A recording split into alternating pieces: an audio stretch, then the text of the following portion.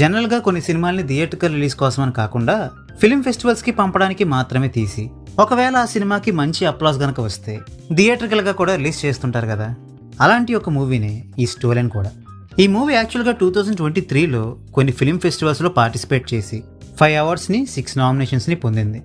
మరి అప్పట్లో ఈ మూవీ థియేట్రికల్గా రిలీజ్ అయ్యిందో లేదో నాకు తెలియదు, కానీ ప్రెజెంట్ అయితే ఈ మూవీ ప్రైమ్ వీడియోలో స్ట్రీమింగ్కి వచ్చింది.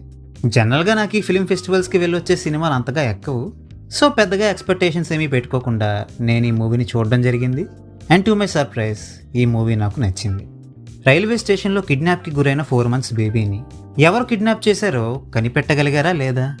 ఆ కిడ్నాపర్ని రైల్వే స్టేషన్లో చూసిన వన్ ఆఫ్ ద ప్రొటాగనిస్ట్ ఆ కిడ్నాపర్ని పట్టుకోవడానికి ఏ విధంగా సహాయపడ్డాడు అన్నదే క్లుప్తంగా ఈ మూవీ యొక్క స్టోరీ.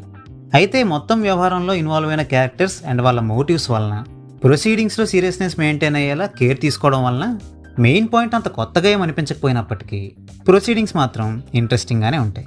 కేవలం 1.5 hours డ్యూరేషన్ మాత్రమే ఉన్న ఈ మూవీలో దాదాపుగా ఒక హాఫ్ డే పాటు జరిగే ఈవెంట్స్నే చూపిస్తారు.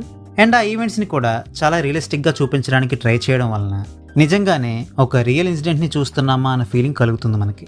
సో మీరు గనక ఎటువంటి డీవియేషన్స్ లేని ఒక గ్రిట్టి రస్టిక్ సర్వైవల్ డ్రామాని చూడాలి అనుకుంటే ఈ మూవీని తప్పకుండా చూడండి. ఈ మూవీని తెలుగులో డబ్ చేయలేదు, ఓన్లీ హిందీ ఆడియో మాత్రమే ప్రైమ్ వీడియోలో అవైలబుల్గా ఉంది. ఇక ఈ మూవీలో అడల్ట్ సీన్స్ గట్రా ఏమీ లేవు, కానీ చేజింగ్ అండ్ ప్రొటాగనిస్ట్ని విలేజర్స్ అటాక్ చేసే సీన్స్ ఉంటాయి కాబట్టి వైలెన్స్ మాత్రం కొంచెం ఉంటుంది, అండ్ అది కూడా బేరబుల్గానే ఉంటుంది. So well, that's a wrap on this video. ఈ వీడియో మీకు నచ్చితే వీడియోని లైక్ చేయండి. మరిన్ని వీడియోస్ కోసం ఛానల్కి సబ్స్క్రైబ్ చేసుకోండి. We will meet you next video. Thanks for watching.